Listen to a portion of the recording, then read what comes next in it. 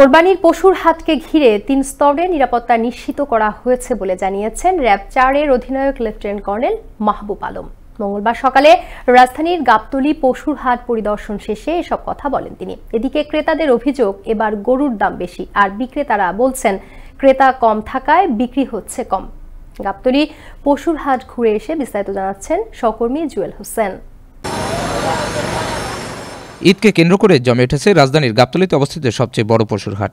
ভালো দাম পাওয়ার আশায় বিভিন্ন জেলা উপজেলা থেকে বিক্রেতারা ট্রাক ভর্তি গরু নিয়ে প্রবেশ করছেন এই হাটে। ক্রেতা কম থাকায় কিছুটা হতাশ তারা, তবে ঈদের কাছাকাছি সময় বিক্রি বাড়বে বলে মনে করেন বিক্রেতারা।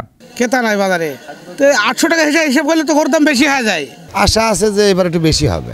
এবার বিএমপি আর জামাত আছে, 2 দল মিলে কিনবে, ওই জন্য আমার বিক্রিটা তাড়াতাড়ি হবে। আর প্রত্যাশা তো 8টা করে নিয়ে আনছি যে একটা ভালো প্রাইজে বিক্রি করব।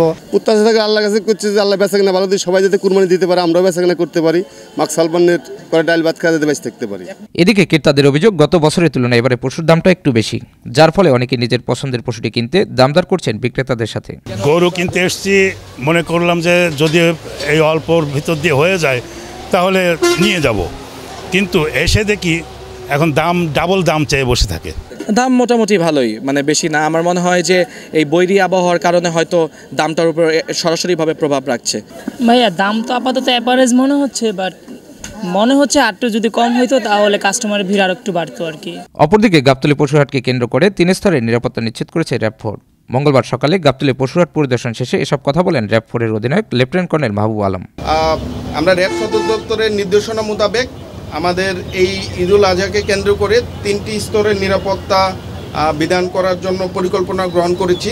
মহাসড়কে কুরবানির পশু পরিবহনে যে কোনো ধরনের চাঁদাবাজি অথবা এক হাটের গরুর জন্য অন্য হাটে কেউ ছিনিয়ে নিয়ে না যেতে পারে, তার কারণে আমাদের হাইওয়ে পেট্রোল অ্যাক্টিভেট করা হয়েছে। এই কোরবানির ঈদের সময় জাল টাকার একটা প্রভাব বৃদ্ধি পায় এবং এই জাল টাকার যেন কেউ মাঠে ছড়াতে না পারে, তার জন্য আমাদের গোয়েন্দা নজরদারি অব্যাহত আছে। ঈদ যতই গণিয়ে আসছে, ক্রেতা বিক্রেতাদের দাম দরে জমে উঠেছে কোরবানির পশুর হাটগুলো।